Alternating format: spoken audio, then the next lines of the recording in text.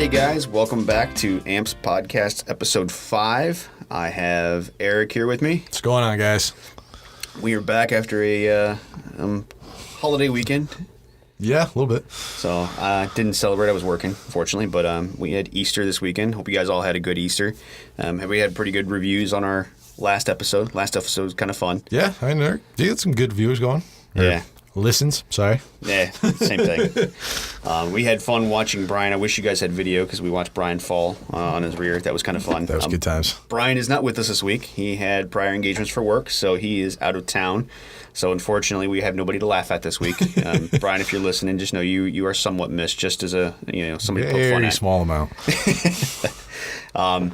But we wanted to call out a few things from last week. The episode Walk Up or Walk Out was still getting views. I think that was a pretty... It's still crawling up. Yeah, I think that was a pretty good episode.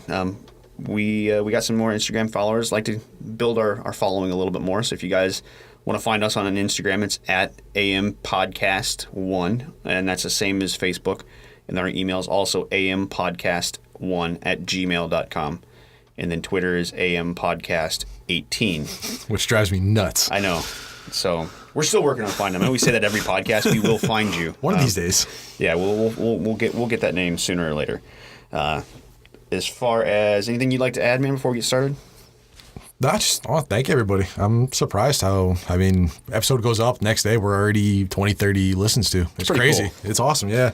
I hate to be that feeling, I don't like relying on that feeling. I'm not a big Facebook checker, like, I got so many alerts. But when you see that on the podcast after you put in this time and effort into it, it's a pretty cool feeling. Facebook, I don't care what people think about my life. Doing this, I want everyone to tell me.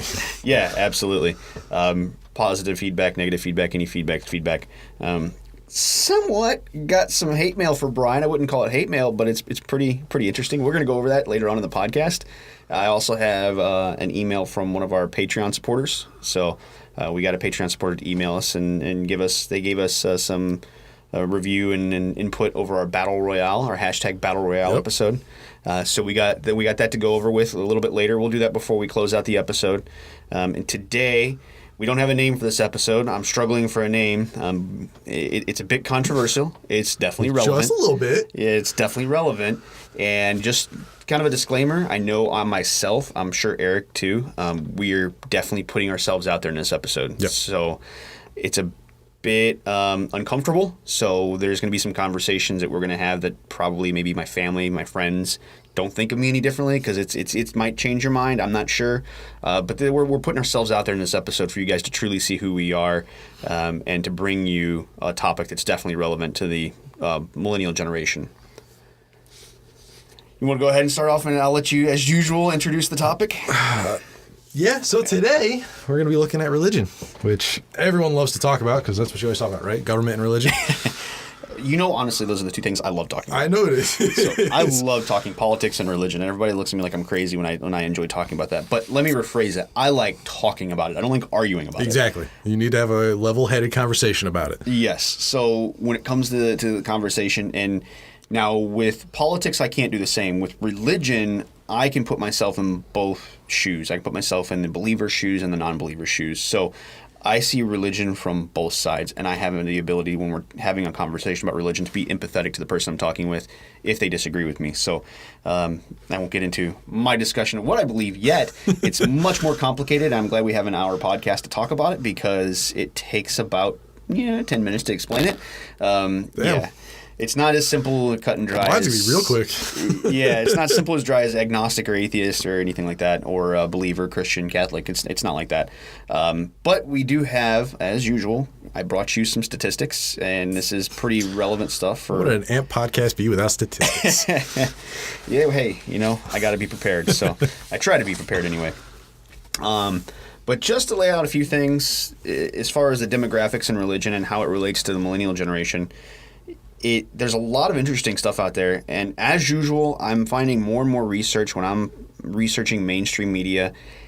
It's so frustrating because you find the same thing. It depends on the topic. Whatever topic it is, they take those statistics and they skew them one way or the other. Of course. I think we all know this, and we all knew it previously, but you go to Fox and look up one thing, and you go to CNN or whatever have you, MSNBC, they are the exact same statistics, and they're twisted and manipulated. It all matters how you spin everything. I get so frustrated, and I didn't think that the rabbit hole went that deep before we started doing this podcast, but doing all this research and stuff that I kind of had an idea about really led me down how deep this rabbit hole goes when it comes to media and how they manipulate and twist the data. It's really easy to see, as of recently, with all the gun violence going on. It's just, you can just see how they pick each little thing that they need for their story, leave everything else out. And it's crazy. Yeah, it's easy to sway people's opinion one way or the other when you have these statistics that you can manipulate. We definitely found that in the Walk Up, Walk Out episode, but for sure I saw that probably the most in the hashtag Battle Royale episode, our gaming episode where we talked about gaming and violence. Because I think I was coming into it with the opinion of someone who was a bit more right-leaning, where I was assuming that gaming, violent games, I should say, let me preface, violent games cause aggression in children. Right. And I was actually kind of proven wrong. So I think I saw it a little bit more in that. I'm like, wow, these statistics actually don't prove what I think. so that one was the episode for me that really started making me pay attention to these details, what people say, how they say it. Now, the statistics that we have actually come from the Pew Research Center. So as far as unbiased, it's as unbiased as I could possibly find. And the statistics we have are general statistics. These are just demographics. These aren't leaning one way or the other. I do find that you can probably find everywhere online, there's tons of research that shows millennials are falling away from organized religion more so than any other generation before them. Which, in my opinion, is a great thing to see. Yeah, I mean, then there's benefits, no doubt, but there's also, I think we'll get into this in a little bit, past the demographic point. I think there are benefits and there are contradictions. There are negatives to organized religion. Oh, yeah. I've seen them both in my life, and but to get back to what I was saying, the millennial generation, now here's the interesting thing. Each generation before the millennials, you go back to Gen X, you go back to the baby boomers, you go back to the silent generation, each one has fallen further away from organized religion. So it's not just like this millennials all of a sudden split away from religion. They're just not participating in organized religion anymore. Each generation has fallen further away from organized religion. Okay. Now, generally speaking, I'm going to let you guys know when we're talking about organized religion, primarily Christianity.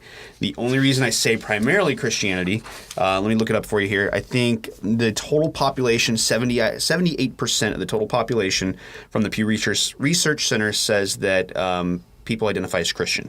So we're just looking at that specific statistic because it's the other minority religions as far as Islam, Buddhism, Hinduism, it doesn't have a majority population in the United States. It's hard to do research on those religions because it's not a whole lot of people. You don't have that research. Yes, so there's not that sample size that you could really find. So we're not attacking Christianity. It's just one that we have a lot of data on. Yeah.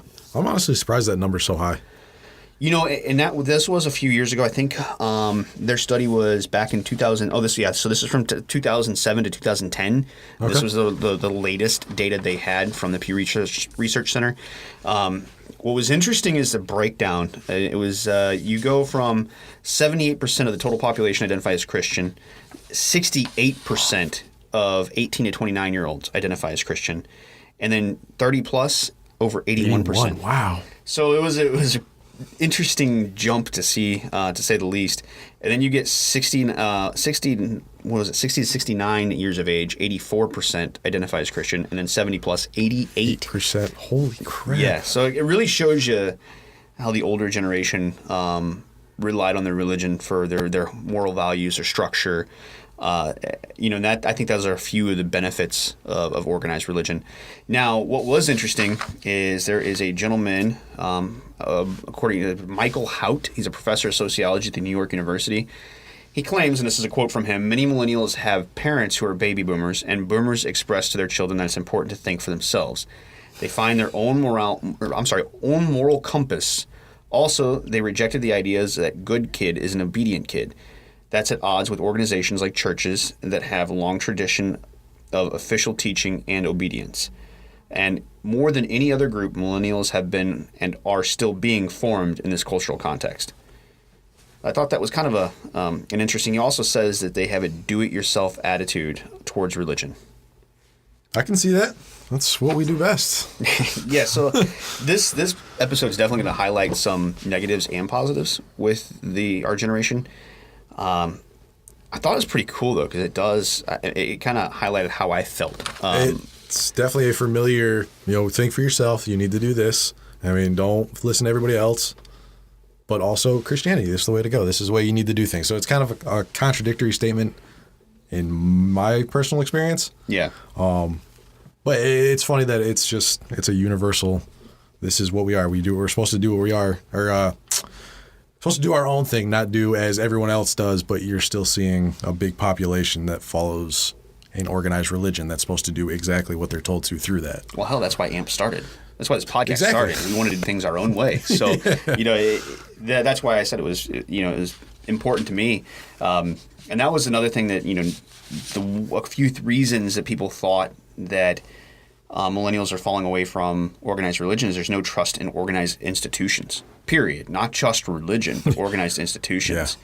So you can see that in the shift of voting habits, the distrust in government. I think Congress, with the Congress, trust in Congress is at an all-time low. So approval ratings of most politicians are at an all-time low. Yeah. So no matter if you're a Republican or Democrat, you see a general distrust in government. That's an organized institution. Press. So there's a new shift in media. We all none of us trust the media anymore. Can't believe a damn thing anymore. And there's a reason for not believing it, but also there's a distrust now. So in the 60s, you listen to the news, oh, that was fact. You had no idea. You didn't question it as much. And then also labor markets. We talked about this in our first episode, as far as startups go. Yeah. New startup companies. I don't like the way they're doing it, so I'm going to start my own company. Job hoppers, as far as having multiple jobs in your background now. So you just have a distrust in the general organization and institution. How many jobs have you had where you didn't trust the institution you were with? All of them? Well, again, that's why we started this. So, but yeah, those were a few things that I wanted to point out. And so we can't trust ourselves anymore? Wow. Boy. Talk about a rabbit hole. Right? Yeah, I think just general institution, and it hit me when I was here thinking about this. When we did the walk up, walk out, we were talking about different institutions. We were talking about young kids, even aggression. I wonder if that idea of the baby boomers not believing an obedient kid is a good kid, is that possibly something that could lead, that ideology, could that lead to a more aggressive kid? I mean, I could see that to some extent. But I think that's generally, it's not supposed to be a negative. It's, you're not obedient because you're, being creative. You're doing your own thing. I wouldn't necessarily go to being traditionally disobedient. Yeah. But I mean, I could see the parallels between the two. Yeah. Yeah, I think it's an interesting paradox when you start talking about the millennial generation. We covered that again before, the damn millennials. And oh, yeah. Like I said, I'm guilty of it myself. But when you start pointing this stuff out, how the baby boomers have shaped, and Gen Xers too, they're not out of it. I mean, there's a lot of us that are born to the Gen X generation as well. I think actually one of my parents is baby boomer, one of them's Gen X. So it's interesting to see how they've kind of shaped the millennial generation when you start talking about, different statistics. So another few statistics I have before we get into personal beliefs and then kind of dissecting it all. The percent of younger millennials who say they believe in God and absolutely certain in 2014 was 50%. 50, holy cow. Yeah, 50% of the younger millennials said they believe in God with absolute certainty. 21% said they believe in God with fair certainty. 9% believe in God not to or not at all certain. And then 17% did not believe in God at all. And then there was a 3% other with a 1% variance. So, and then the second one was interesting is the importance of religion in one's life among the younger millennials. So a percentage of younger millennials who say religion is very important was 38%. So 38% of millennials think that religion was very important. So, and I got some other statistics we'll get into in a little bit that are pretty cool when you see the breakdown of their political beliefs. Actually, I'm just going to throw it out now. Talk about it. Let's go into it. It's on the back page. I'm going to throw it into it now. It was so this one was kind of blew my mind when you start talking about it. And this is just Catholics. So this isn't Protestants. This isn't evangelical. Just Catholics from the age of 18 to 29. 73% believe that there should be more and bigger government, more services within that government. Really? So overall total population, only 46% of 67% of 18 to 29-year-olds believe in a larger government. So you think of Catholic as being your traditional conservative, your person. Usually when you see somebody that's conservative, they're ultra-religious. Right. So I read that, I'm like, wow, that's kind of interesting. I also did read something the other day. I think we talked about this off the podcast, where you're new, what are they, Gen Z now or something like that? Yeah, the yet to be named. I don't know why the millennials got the millennials. We got skipped. We didn't get called in. It was kind of interesting. Regardless, Gen Z is now, I think they've calculated 80% of their views, 80% of they're saying 80% of Gen Zs lean conservative when it comes to their values. I remember this. So, which is just a huge change. I mean, take it or leave it. We're sitting here talking about the shift of millennials away from religion and more to a leftist perspective. And then now we're going to be talking next week about Gen Z being primarily conservative, which is just bizarre. There was a popular quote, I don't remember what it says, if you're not liberal when you're young, you don't have a heart. And if you're not conservative when you're old, you don't have a brain. I forget who said that, but it was kind of ironic. I'll fight you on that one, but I figured you would. That's why I said it. But anyway, I'll give you a little bit of a time, kind of talk about your family. I mean, because I think family shapes. I mean, I know it doesn't mine. Family kind of shapes your conceptions of religion at a young age going through life. Absolutely. So I have some struggles and some things I'll talk about. I'll let you go ahead and kind of introduce what you believe and then kind of where you stand on the issue. Now, see, when I was raised, and I apologize, it's been a while since I've looked into any of it, but I believe I was Catholic. Yes, because my mom went to a Catholic school. That's how she was brought up. My dad was never a religious type, but he went to church with my mom. He got converted, I don't know, to get married so they could have a Catholic wedding. Right, yeah. So he has to take classes and stuff like that. Yeah, Catholicism, you have to go in front of the I don't even know, the father, the priest. It's different in different denominations. So you go to Baptist, it's the preacher or the pastor. So it's different in different denominations. But when you're in service or in mass, you call them father. So gotcha. So yeah, that's how they were. That's how they got married. They raised me Catholic. I went to Catholic school, probably up till 4th or 5th grade. That's when I kind of started having my own thoughts on the subject. And I don't know if it stemmed from just not wanting to go to Sunday school anymore or if I started taking more of an interest in science and the way things worked. But I started slowly moving away from it. Finally had a talk with them that I can see the good behind it, but I don't believe in it. So I classify myself as an atheist. That really, really pisses my grandmother off. She keeps referring to it as a phase that I'll get over someday. But I don't have any issue with people who practice religion. To each their own, and I'll support you. I'll talk to you about it. It's when you start forcing it on me, that's when these issues start coming up. Yeah, but I think atheism has a negative connotation, just like the millennial generation. Everything about me has a negative connotation. And you and I have, I wouldn't say, we have somewhat similar backgrounds. I'll go ahead and delve into my background. My parents weren't very religious.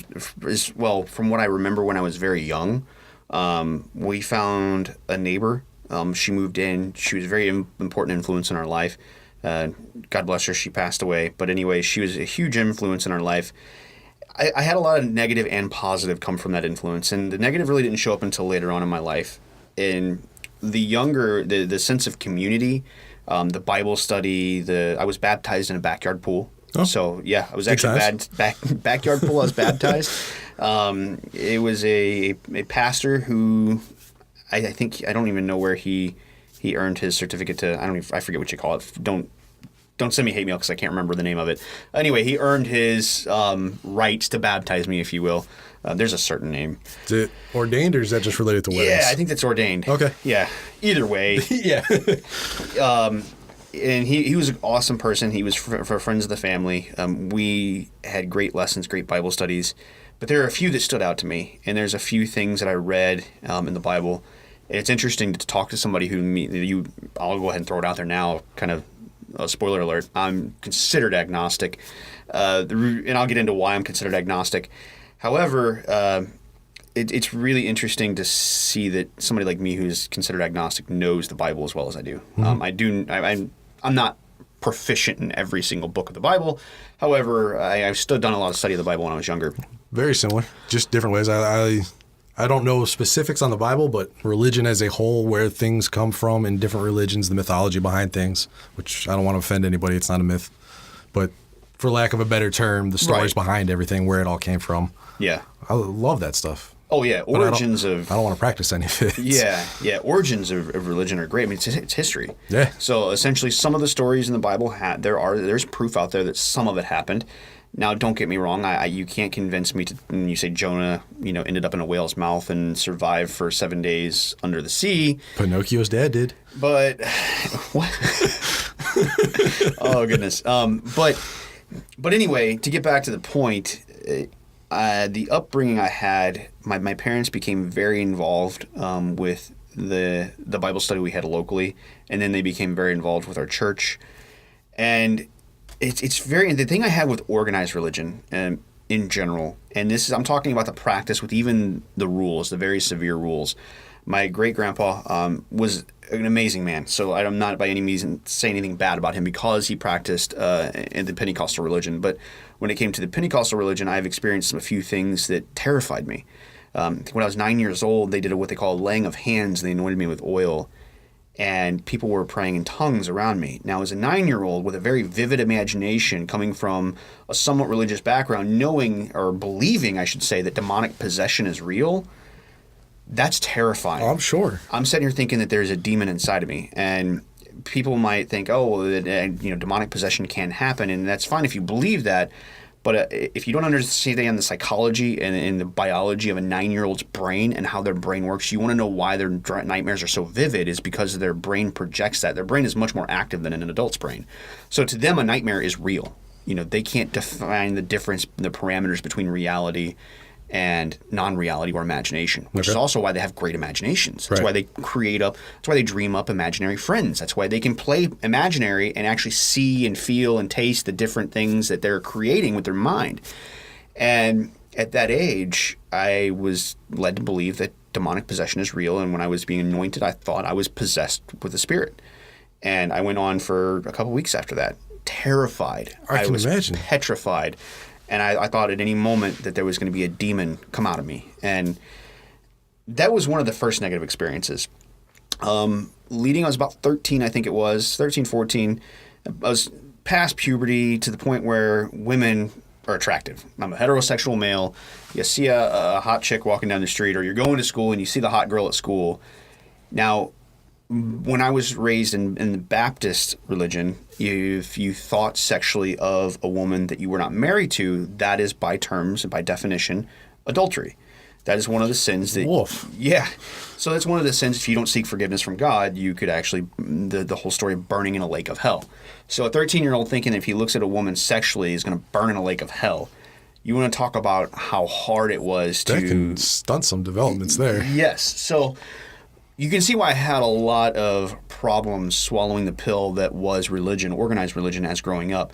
Now, I will backtrack on some of the negative things I say. I think there are some structures, some lessons, and some values that can be taken away from organized religion, especially that come from the Bible, that are very valuable.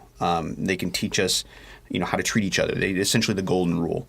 And there's a lot of that. My parents have benefited greatly from religion. I don't think they'd probably be together if it wasn't for their faith and their belief in God. So I'm very thankful for that. But I don't think it's for everybody. Yeah. Especially me growing older, I just grew to a point where it was hard. It was really hard to believe in that and have that guilt. And that was one thing I always told myself, and I'm glad my wife and I agree. I'm not going to force my child to go to Sunday school. I'm not going to force my child into that world unless they so choose to. The reason I say that is because I don't want them going through that guilt. And there's a few other things. I don't want to make this episode all about me and my personal life, but I've had a lot of experience. Yeah, and I'll throw out another one. I'll go into this as I don't even know my real grandfather. He's out there somewhere. Bill Kresneski, if you hear this podcast. Anyway, he, and I really hope, nobody minds me putting this out there. But he met my grandma at a young age, and that's when my mom was conceived, and he decided that it was not in the best interest when he came back from war, or his family. Let me rephrase that. It was not him. His family decided it was not in their best interest or his best interest to continue being with my grandmother and have a child with somebody who wasn't Catholic. My grandmother converted to Catholic, and they still ended up separate and never got back together, and my mom never knew him. Wow. So it was kind of devastating for her, especially to see her go through life without, as fantastic as a parent she is, the struggle she's been through, not having her real dad there, that angered me. Still does. I still get, every once in a while I'll pull up my phone. I have his phone number in my phone, and every once in a while I think about just calling him and like, hey, do you realize what you've destroyed? Do you realize the pain you've caused? Because he has a whole other family that doesn't know about us. Wow. Well, with the exception of my mom's half-brother, she does know about us. She reached out to him, had a paternity test done. It was 99.9% positive that they were related. And then I don't know what happened. It kind of fizzled out. But that's got to be hard for somebody, half-sibling to reach out to them and be like, hey, your dad's had a whole nother life before you. So I can see where he's coming from. I can see how hard it is for him to deal with. But, I actually ran into, my wife and I have a mutual friend, and we were at their wedding, and I saw on the invitation, and it said William Kresneski.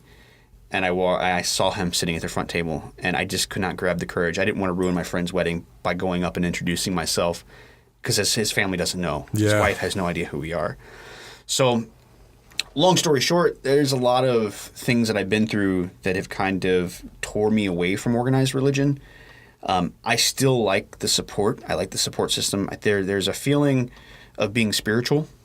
When I was at a young age, that knowing that people call it the Holy Ghost, people call it whatever you want to call it, but if you're a believer or you're a person who's very solid in your faith, there's a feeling you get in believing that God is safe, God is protecting you. So there's that spiritual feeling that it's a fantastic feeling, and it's hard to find anything else that gives you that feeling. So that's great for some people, and I think some people need organized, structured religion. Oh, absolutely. I think it can definitely be a huge benefit for your well-being. Even if you're in a bad place, to use that as a crutch to get out of that mindset is huge. Yeah, I can't imagine how many people it could have saved or has potentially saved. So I by no means am against the organized religion per se. I am against some of the teachings it has and some of the guilt it prods. I remember being questioned in Sunday school. I asked the Sunday school teacher, and I'll never forget the look on her face. This may be a crude question. Remind you, I was very young, and I asked the Sunday school teacher, if Adam and Eve were the first on earth, who did they procreate with to have children, or who did their children procreate with that made it not incest? And if that's the case, why is it not okay to have sexual relations with your brother or sister? The look on her face. Fair question. And that was an answer that I never got that answer, and she got very offended. I think it was just because she didn't have an answer. And yeah. At a young age, I was questioning someone's faith. That's frustrating. That's not be able to give a young person that answer. But it was a valid question, I thought. It absolutely is. Still a valid question. Yeah. So I think there are some things in the Bible we need to take as far as values go in society, and it's obviously ingrained in our culture. Yeah. We talk about gun control. We talk about how guns and the Second Amendment's ingrained in our culture. Religion's ingrained in our culture. We fought religious wars and still are fighting religious wars for millennia before us. Separation of government and church, not quite a thing anymore. Yeah, well, it's to more, an extent. Yeah, I think it's more so than it used to be as far as schools go. But I don't think it is in our politics. And that's something I kind of wanted to cover today too. Okay, because I'll disagree on a couple of those. Yeah. Oh yeah. Well, give me your thoughts. I think they're a big leading factor of homosexual marriage, abortions. I think a lot of that stems from religion.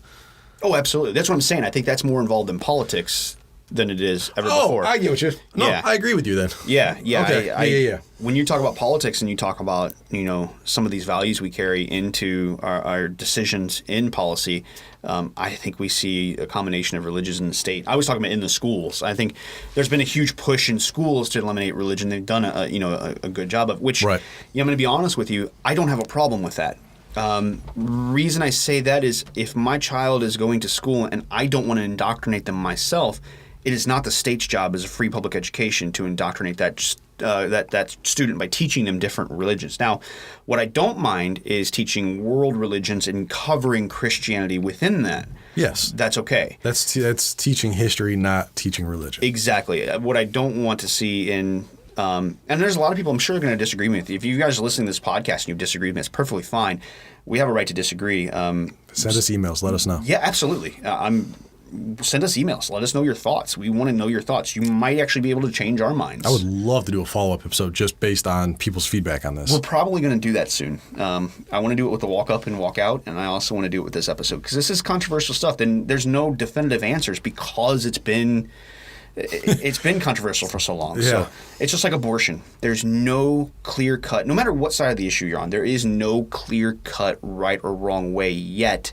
Now, if you're anti-abortion, you're probably sitting and thinking you're an idiot. There is an obvious answer. That's because you're on one side of the issue. I wasn't thinking that. No, I'm not talking about you. I'm talking about anybody. But that gets into another episode because me personally, I am anti-abortion. I'm more pro-life, and that actually happened fairly recent because I wonder what that could have been. Yeah, maybe because my wife's expecting. Yeah, I was actually more kind of in the middle of the road, and that had nothing to do with my religious beliefs. That just had to do with the fact that I believe that a woman had the right to choose at a certain point, but I don't think once the fetus is developed to the point, it's just hard to explain. I know I'm going to piss off a lot of people, but that's what we do best. Yeah, right. And I don't think once the fetus, this is what I thought. What I thought is after like a 20-year, or this is before I knew anything about pregnancy, after a 20-year or 20-month mark that 20-year abortion. 20-year, yeah. 20-month mark that it should be illegal.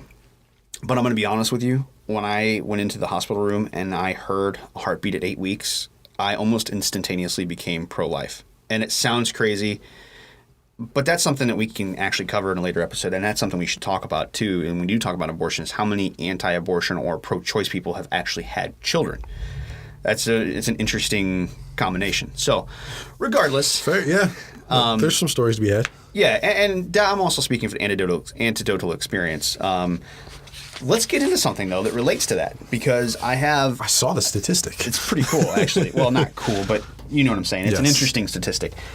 So views on abortion, and this is the millennial age. This comes with the Pew Research. They actually included this with their religion, the religious separation of the Millennial Generation, and I can see why. Because like you said, there's a lot of influence for these political opinions that come from religion. So this actually kind of just hits the nail on the head of what you were saying. So ages 18 to 29, 44% believe that abortion should be illegal in almost all cases. 44%. That's a big number. It's higher than you would think it would be. That's a lot higher. So I personally thought it was going to be a lot lower. That's total population. Now, religiously affiliated 18 to 29-year-olds believe that 50% of them believe that it should be illegal in almost all cases. Now, that's a lot lower than I thought it would be. If you're religiously Christianity would be a lot higher. Right. So if you're religiously affiliated, I assumed that would be 60, 70, 80%. Yeah. So for the population, only to be 6% variation from the population was kind of astounding to me. I think we're seeing a shift to more of a liberal religious ideology when it comes to the millennial generation, in my opinion. Oh, yeah. Or at least that's what these are pointing out. And then you also have, now here's a big number, and this one was a little, obviously this gets controversial, but I'm going to throw it out there because this was collected by the Pew Research Center. White evangelical Protestants, total population, 71% believe that it's illegal in almost all cases. And then the sample size was too small for analysis for the 18 to 29-year-olds because they just don't. There's not that many white evangelical Protestants. Exist, yeah. So, white mainline Protestants, 18 to 29-year-olds, 37% of them thought it should be illegal, and then only 45% of the total population of Catholics. Wow. Which that surprised me too. I expected that to be up at least a lot higher. Yeah. So.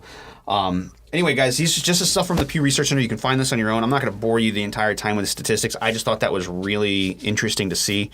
So you're seeing a huge shift with your religious millennial generations. And this is 30 plus, too. There's a lot of these 30 plus numbers. They weren't too far off that you're seeing them being okay with homosexuality, being okay with abortion. So yes, I am. If you guys are listening and you know me already, you've listened to the previous podcast. I am an economical conservative, non-Christian, gun-toting, pro-life. Murky as can be. I'm all over the place. So when it comes to the political spectrum, and I'm okay with gay marriage. I'm okay. so I'm all over the place when it comes to. You're a walking contradiction. Yeah. Well, people would like to think that, but let's be honest. I'm down the middle. I believe in common sense. I believe in personal responsibility. And when I say personal responsibility with your firearm, responsibility in the bedroom, responsibility when you do the deed to get pregnant. So that's why I'm personal responsibility. That's what I like to follow. So. Also, get back into our topic. I kind of delved off into abortion there, but it all connects. Yeah, absolutely. And same way with the views of homosexuality, we have that in front of us too. Here's one that I got to touch on, and this kind of crosses into the political spectrum, like you were talking about, religion and politics, and that's kind of what drove us into this. Talking about these statistics, is your size of government. So. Evolution is the best explanation for life, and the size of government. These are the two statistics. The first one I'm going to do is the prefer bigger government and more services. So religiously affiliated 18 to 29-year-olds, 68% believe or prefer bigger government and more services. 60, that's almost 70% of 18 to 29-year-olds. That's bizarre. Oh my God. I saw that and I'm like, that can't be right. Something's not right. Not total. I question the validity of these numbers. Yeah, it's kind of weird. It's kind of bizarre. Here's one that'll get you though. So 18 and 29-year-olds that are Catholic, that identify as Catholic, 73% prefer bigger government and more services. That was, it's mind-boggling because it really blows away that contradiction that we usually associate conservative with religious, right? Yeah, no, not at all. So it's hard to really categorize one specific. And this really shows you what the alternative millennial is about having these hard conversations. We're not all right or left. Like we're all a mixture of both. And I think when we sit down, we can have honest conversation on this kind of stuff. And I can talk about religion, to you, and you can talk about religion to me, or something we disagree on. Well, here's statistics that show that we're all pretty much similar. And here's another one. So agree that Hollywood threatens the value of life. Sorry, that Hollywood threatens values. I apologize. That's a correction of mine. So this was the total population is 42%, and 18 to 29, 33% believe that Hollywood threatens threatens values. And then you move down to Catholic. It just keeps getting bigger and bigger. Yeah. So ages 30 plus, and that are Catholics, identify as Catholics, believe that. So that goes more in what the stereotype of what you would think. The more religious you are, the more you believe Hollywood threatens the values. Yeah. So I think the biggest, and we'll get to it here in a second, but it's just baffling me looking at these numbers that more people think that Hollywood threatens your value than evolution is the reason for human life. Yeah. See, what's bizarre for me, I'm unaffiliated, and I fit into neither one of those categories. I take that back. I believe in a type of evolution. However, I don't believe in the ages 18 to 29 do not, or they believe, only 28% believe that Hollywood threatens their, 25% believe that Hollywood threatens their values. I can believe that to an extent. Not my values per se, but religious values in general. Yeah. So I definitely agree with the people who side with religion on that. I think Hollywood can and does. We were talking about, I saw a news story the other day at Cosmopolitan. They had a cover of the magazine. And you should disregard all the things they say. Well, no, it wasn't anything that Cosmopolitan said. Okay. Walmart pulled the magazines from the front aisles because they said it was too sexually explicit for younger families or families with young kids. I agreed with that. Valid point. You open a Cosmo, and they talk about It's anal sex all the way nothing to but sex tips. Yeah, they talk about all kinds of stuff. Yeah. So there's stuff in there, and then on the cover was I forget her name. She was a rapper, an artist, or something. Regardless, whoever she was dressed in a quite revealing outfit. Nothing out of the ordinary that I would seem inappropriate. However, it definitely brought up a good point. Like Walmart was pulling it. They were catching all kinds of controversy, from the left about how they pulled the magazine and how they thought it was ridiculous. And I thought about it. I don't have a kid yet. I'm 20 weeks away from having an infant in my arms. But I can imagine. It's coming fast, isn't it? It's coming really quick. But I can imagine having my niece. I talked about my nieces before. Yep. Any one of my nieces or my nephews. They range from ages 5 all the way up to 15. Oh God, she's gonna start driving. I think she's getting her permit soon. Anyway, side note. If I was walking with her through Walmart and I saw them looking at that magazine, that's a magazine I would take away from them. Yeah. So And you can, just because it's a magazine doesn't mean it's not influencing kids when they're young. Exactly. They're seeing this stuff. They're gonna suck it up like a sponge. yeah, and in the same note, they were reading the National Enquirer. I'd take that away from them too. Absolutely. Or at least tell them this is fiction. This isn't real. You should read that. It's this is all satire. So Bad boy. Huh. yeah.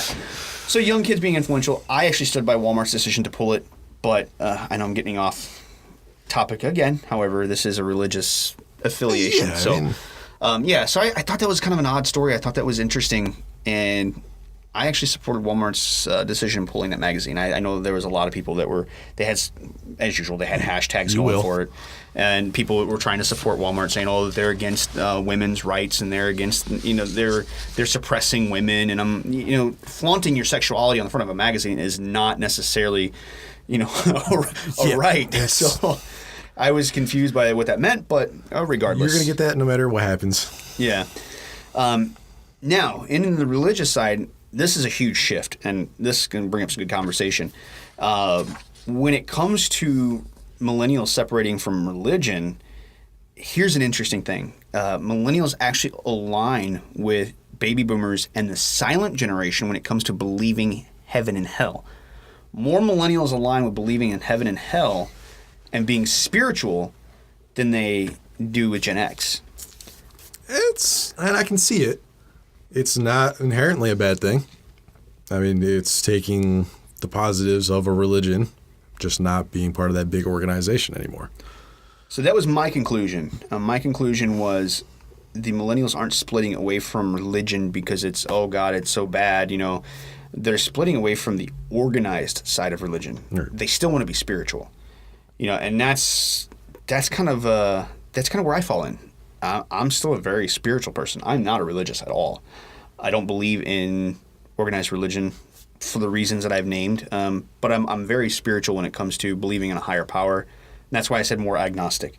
Some people don't. Some people, maybe this is labeling you, atheism. I know typical atheists believe that there is no higher power. Right. We die and go to That's the ground it. and disappear. Call me a dreamer. I would like to think there's something beyond us.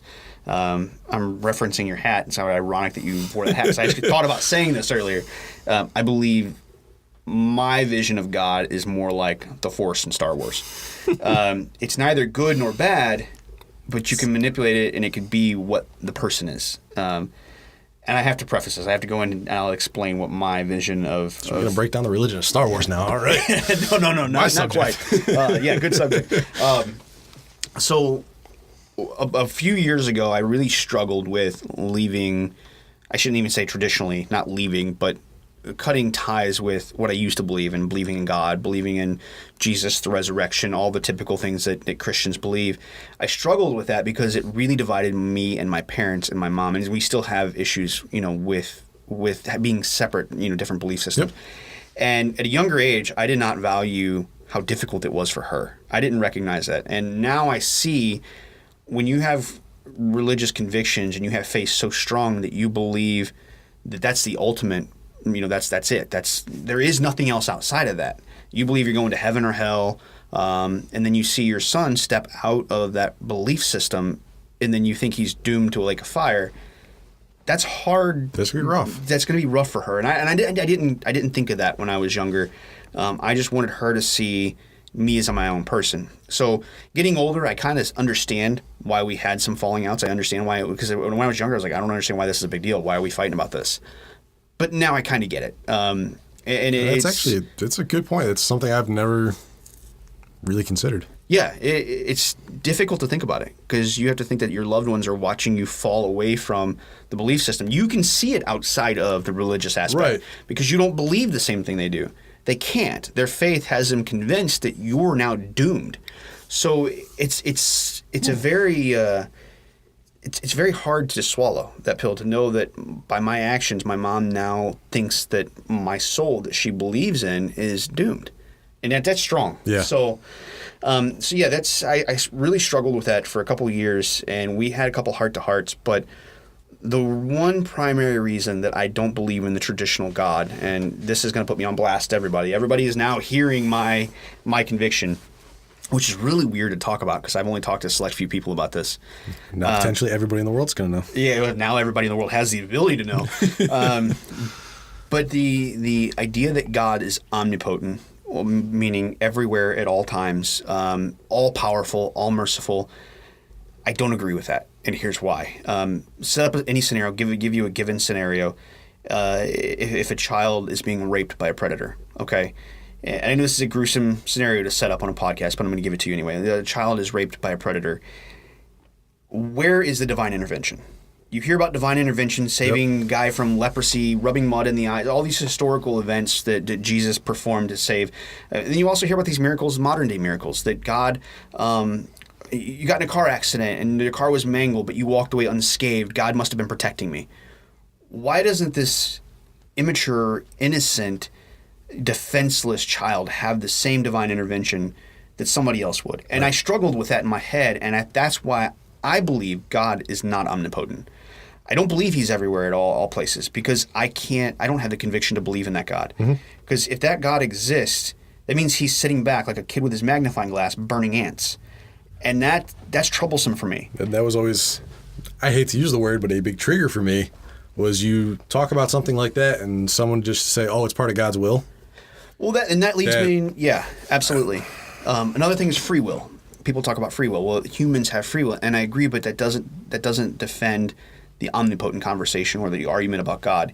So, and I'm not saying they're wrong. I'm please, guys, preface this. I'm just giving you my opinion. I'm not telling you you're wrong or you're right. I'm just telling you what's going through my head. So the way I believe in God is more like energy, if you will. It's everywhere, but it's neither good nor bad. It's manipulated to the way free will, to the way humans exist, and the way humans choose to do so. I believe that there is a yin and yang. So more of the Buddhism belief of God and a higher power. I believe there is a higher power, but I don't believe we can comprehend. We can't understand it. The Bible says that we were created in God's image. I think we created God in our image. That's to help explain. You got to think back to the first sophisticated human that stood on two legs, watched his dad or his brother or his wife die. Well, they were obviously not wife, his mate, his child, whatever it may be. Yes. Somebody was important to him, watched him die. How do you explain that? Right. The life leaving the body. How do you explain that? Oh, well, there's got to be a higher power, and that's why there's a lot of this mythology. You got Greek mythology, you got the Egyptian gods. They're explained by natural phenomenon. Yep. I think that's why a lot of these stories, you got Ra, the sun god. That's why they're explained by these natural phenomenon, because it was something they observed. So yeah, they had, for lack of a better term, they had tangible facts. This is happening, and this is why, because they didn't know any better. Yeah. And may need to be modified by today's standards, but this is where a lot of those roots come from. Well, I think science has helped modify a lot of that. But you're exactly right, and that's why I have a hard time struggling with the modern biblical God, if you so to speak. Now, if the idea of God was presented to me as an almighty being who was not omnipotent, did the best he possibly could, but it was in it with the good fight with everybody who does good, I could get on board with that. Okay. And that's more along the lines of what I believe. I believe that there is a world we transcend after this life. So depending on my actions and what I do here on earth and the good that I do here and that I leave behind, I will transcend to a different dimension, so to speak, for lack of better words, a different dimension with a different thought process. And that's one thing that I believe. Our human minds are so powerful, but they're also they can't comprehend anything past tangible, stuff that's in sight. Yeah, what we have in front of us. Yes. So if you can't perceive the stuff that the stuff you can't see, and that's faith, right? So that's what a lot of Christians say. Well, you can't see it, so you have to have faith in it. Right. Well, that's like back in the 1700s, having faith in the Higgs boson particle. God particle. So it's one of those things where, did we think it would exist? We hope it did. Nobody knew then. Right. So they call it the God particle. Ironic that that's a God particle. That was totally intentional. But regardless, I think that we do transcend into a different dimension, so to speak. Call it your heaven, whatever you want. The other way, I think you either are resurrected on earth, or you're sent to a lower state of mind, if you will, or something that something below what you know now. It's very like I said, it takes 10 minutes to explain what I believe. And that's kind of based on the Hinduism. You do good in life, you ascend to a higher being status. You do bad in life, you get down to cockroaches. Yeah. They're all very similar. They just tell the same story in many different ways. Absolutely. And especially when you talk about monotheistic religions, they have so many ties together, so many fingers that interlink. When you talk about Abraham versus, the Abraham was the founder of monotheistic religion. So then you just start talking about Islam. There's so many similarities in Islam and Christianity that people don't even want to talk about. Yeah. Judaism. Those are the three main the monotheistic big three. religions. Yeah. So you have Hinduism that people usually discount. Well, my problem was also always when I was a younger age. This is much more of an elementary thought. Well, because I had the opportunity to be born and raised in the United States by complete and utter chance. Very, very small chance. Very small chance. I was able to be born and raised in a modern country that believed in Christianity. I can go to heaven because I know God and I accepted Jesus Christ as my Savior. What about a child in an isolated area of the world that never has the opportunity to even hear about God? What happens to that child? And that's something that I don't think a lot of people think of. And I understand that's why there's missions and stuff like that. But I don't find that, if that's the way religion, if I die tomorrow and find out that that's the way religions worked, I don't want any part of that religion anyway. If you can sacrifice a child's life because he's never heard of or consciously accepted something that he couldn't see, I just don't believe it. If God is all loving, it has to encompass everybody. Exactly. And that's a lot where I'm coming from. And that's when I say I don't believe in the institutional, the organized religion, the organized Christian God. That's what I don't believe in. I do believe in God. I believe that there is a God. I believe that there is ways he has influences on our life. That's why I think that no matter what, everything always works out. Certain things happen for a reason. Now, maybe that's just me being naive. You sound just like my mother. Yeah, I might be naive, absolutely. You got to remember, I did come from Christianity, so I could be naive on that point.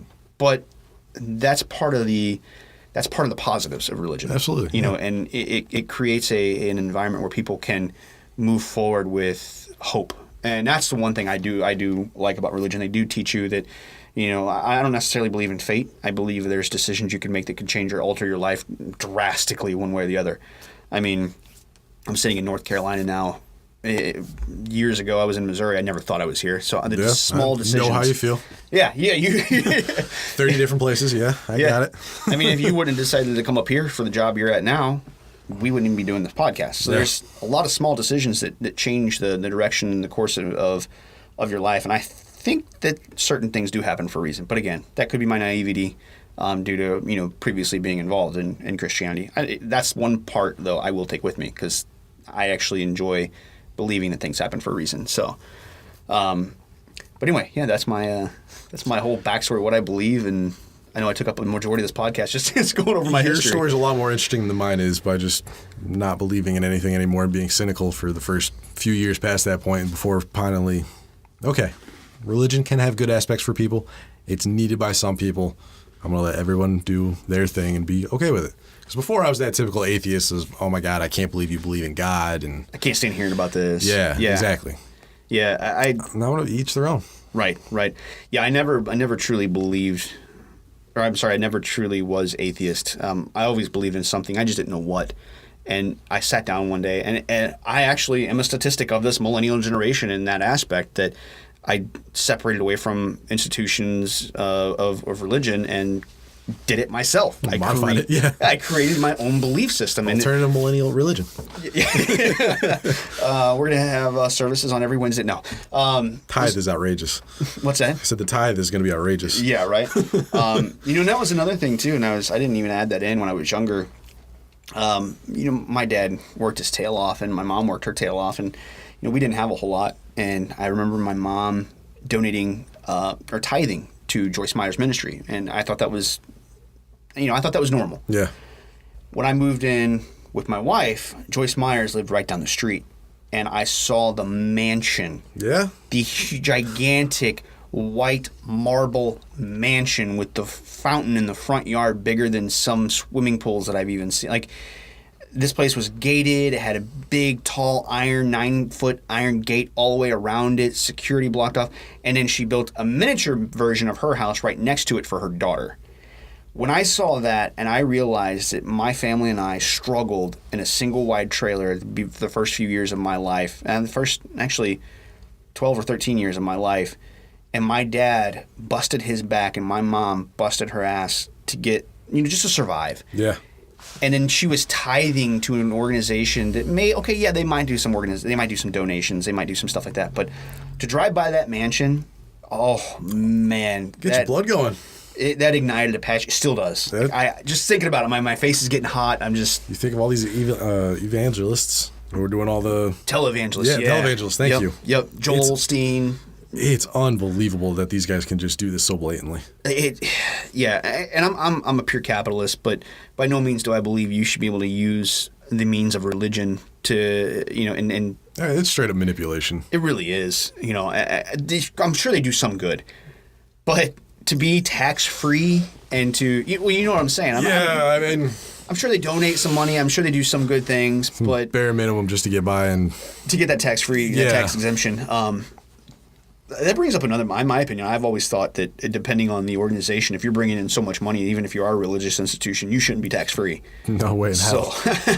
I don't make any money. I need to be tax-free. It's kind of interesting to see that. And but kind of turn into the positives. I definitely agree. I think you and I can sit down and we can agree there are positive aspects of religion. There definitely is. Some of the other positive aspects aside from you, like I said, you have good moral stories. Growing up, there are a lot of good stories. David and Goliath. That story that's a great story to teach your children. So the small normal David slaughters the giant. Yep. So there's a lot of good stories. There's a lot of good things in the Bible that I think could be presented as lecture, presented as lessons.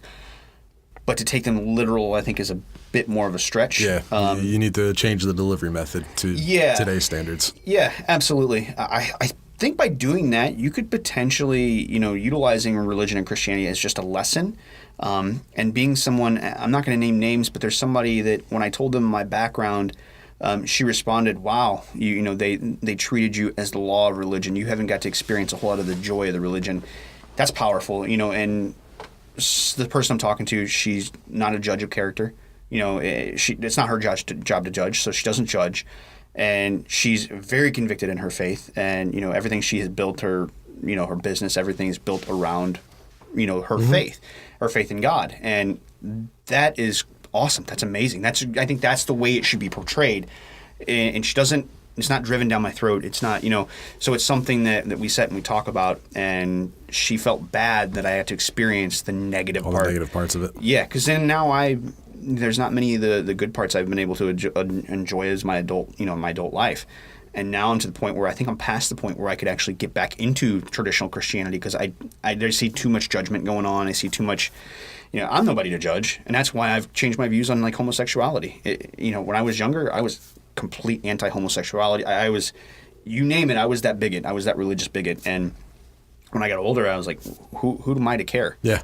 You want to do your own thing? Hey, if that's not what God wants, that's you to deal with, And that's the way I want to live my life, and that's the way I wish people would let me live my life. Like, if I'm doing something you don't approve of, hey, that's between me and your God or my God or whoever. So yeah, you need to stay out of my business. I'll stay out of yours. The world would be a better place. Yeah, a lot better place. So, I do apologize, man. I talked you up and I talked over you quite a bit. So. It's fine. You've got the morals, the stories. The best part of my religious memory as a kid was I got a lot of money on my first communion. Yeah, I have strong feelings on religion, but they're not based out of my own personal experience in that sense. They're based out of stuff I've drawn upon myself. So you've had kind of a surface experience with, okay. More so, yeah. Yeah, that's why I enjoy talking about it too. I like people to know that I'm not speaking just from somebody who disagrees with, people who are not strong in their faith, but your typical religious, go to church on Sunday, Monday they're cursing at their spouse, they're getting drunk. They're judging other people based off their appearance versus their character. Versus the content of their character. That's the kind of person that I disagree with. And then that next Sunday, you should be going to church, or you got pregnant at 18, you should be going to church. I don't agree with that. So that's the kind of person that I would hope maybe even hear this message and kind of relate and think, okay, maybe I need to take a step back. Maybe I look at my own self before. Stop judging others, start judging yourself. Yeah. But again, there was. I've had a lot of experiences and a lot of experience with religion and non-religion alike. I've met a lot of people who were atheist and agnostic and all over the Mormon. I talked a conversation with a lady the other day who was Mormon, and we got along great. There was no lightning striking from the heavens. There was no. You're not being smoten. No, I wasn't smited. It was a good conversation. We learned a lot. And I actually encourage you guys, if you're listening, if you disagree with me or even if you agree with me, if you're in the same boat, especially if you agree with me, reach out and talk to someone who's religious. Reach out and talk to you. You have no idea the struggles that religion might have taken them through. It could have saved them. I know for a fact that it's like my parents. I said this before. I hope they don't mind me putting their business out there, but it's essentially, in my opinion, it saved their marriage. My dad, I think, would be a totally different person if it wasn't for the saving grace of God that he believes in. So his faith definitely saved him, and I'm thankful for that. And I could never turn my back on it because of that reason. Yeah. So the relationship thing is a little harder to work on, believing in two different things. And I've talked to my mom before. I think I told her I still believe in God. I just don't believe in the same way you do. So hopefully that counts for something. Yeah, and a modified religion based on the same values should still count. Yeah. But I think I covered everything. I went more my backstory than anything, but I think we covered some pretty cool statistics, and we talked about the. I'm still baffled by some of them. Yeah, it's kind of amazing, but I think you brought up a good point. Also, I want to cover this before we close out. That I think by instituting some of these stories and lessons that the Bible and the positive aspects in religion, kind of restructuring the delivery. I think you could bring some of the younger generation back around, and we could still good values that religious, that these organized religions tend to have. I think we could reinstill some of these values. Or if you're not religion or you don't want any part of religion, you can still install goodness for goodness sake. You know what I mean? Yeah. Sorry, mine went else's way. Oh, you got me thinking of Christmas now. Oh yeah, that was a Christmas. Wow. Anyway. Well, no, yes, it absolutely could be, and I think that's where a lot of the distance is made now. It's just because some of these ideas and thoughts, the way they're presented, are just so archaic. It doesn't relate anymore. It's hard for some of the younger generation to comprehend it. Well, I think it's a bit unfair, too, for your traditional Christian to believe that you can't be good without God, that the atheists are bad people because they don't have God in their life. And I think that's completely ludicrous to believe that somebody can't be good just because they're a good person or they want to be a good person. No, they're only good because they're trying to get into heaven, and that's it. Yeah, and well, that's the person you got to watch. Yeah. To be honest with you. If you're not good just because you want to be good to other people, you're not good. Then that's not good at all. I mean, that's a... Listen to me tell you not to judge people as I'm judging people. Yeah. Your atheist doesn't count. No, joking. Perfect. Totally joking. So yeah, if you guys are listening to this, we're going to close out by telling you, talk to someone. And that's what again, I'm going to continue to say this at the closing of almost every episode. That's what we're about. We're about having conversation, having hard conversation. If you guys email us, if you guys want to call me and talk to me about it, I am more than willing to talk to anybody at any time about any of these subjects. I love conversation, and I think it helps further progress altogether. I think that's it's a great idea to further progress. So just email me. I hate talking on the phone. Eric's a little bit more your younger millennial. Yeah. So I can't type it. It ain't worth saying. I'm the opposite. I want to talk. I want to have conversation. So as you can tell, the amount of minutes that I've talked on this podcast. My 30 seconds, yeah. Hour now. Yeah. This is in my wheelhouse, though. So, well, guys, I think we're going to close it out here. I want to tell you thank you again for listening. Thank you for supporting us. Continue the support. Make sure you tell your friends and your family, even if they disagree with us. Give them something to talk about. We'll be back to you next week. And again, our email is ampodcast1@gmail.com. Brian, we have some... I'm sorry. Before we close, I got to go over our... the mailbag. Yeah, the mailbag. I almost closed out with that doing the mailbag. How horrible of me. So, I'm going to go with one of them real quick. We got... I'm not going to name names. I'll just say Jamie. No last name. Just wanted to say this after listening to Battle Royale podcast today. I spent the last year taking out my frustrations from work and other stresses by playing Forza Horizon 3. Oh, it's a good one. I want to point out I drive like an expletive lunatic in that game and pretty much crash into everything, but I leave it in the game. I'm pretty sure if I drove my van the same way in reality, I'd either end up dead or in jail. Keep up the good work, Jamie. That was a good one. Jamie, appreciate it, man. Thanks for listening. I think I saw the same name come across. You are our Patreon supporter. I appreciate that. He's our biggest fan. Yeah, he's our biggest fan. You're awesome. You get a special call out. You guys send us an email if you sign up for our Patreon support. We're going to read exactly what you want on our podcast in the mailbag. Now, I might bleep out some expletives if it's too bad, but sorry, Jamie. Are you censoring people? I guess I am censoring people. It's a slippery slope. Yeah, I guess I should call it. Okay. All right, I take that back. So next time, no censoring. Next time, I will read it exactly as it comes in. God, I'm going to get a horrible mailbag. I'm going to read it.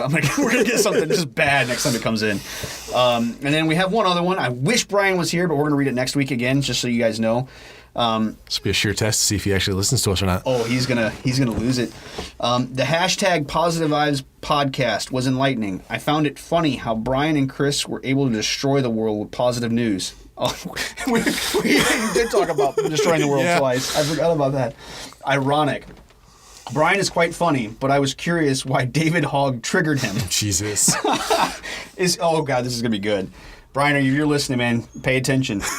Is he that sensitive to the issue of the youth attempting to create change for their generation, even if he is wrong? Oh, if you're listening... The question itself is not funny. Oh. The reason I'm cracking up is because I want him to be here so bad. Yeah, we're sorry. I didn't get a name. I got another alternative millennial, so apparently this is somebody that believes what we believe. Keep up the good work. AAM, or another alternative millennial, thank you for the email. We appreciate it. And I may have to steal that name for something. Right? Yeah, they're going to copyright it now. And I think we're going to close out there. That was a good ending. I can't wait to see Brian's reaction. You guys have to tune in on the next one. Brian is going to... He's going to... We're not going to be able to talk. It's going to be the Brian show for an hour. Oh, he's going to be so triggered. But anyway, that's snowflake. Email us, ampodcast1@gmail.com. Follow us on social media. As always, guys, we appreciate it, and we will talk to you guys next week. Yes, sir.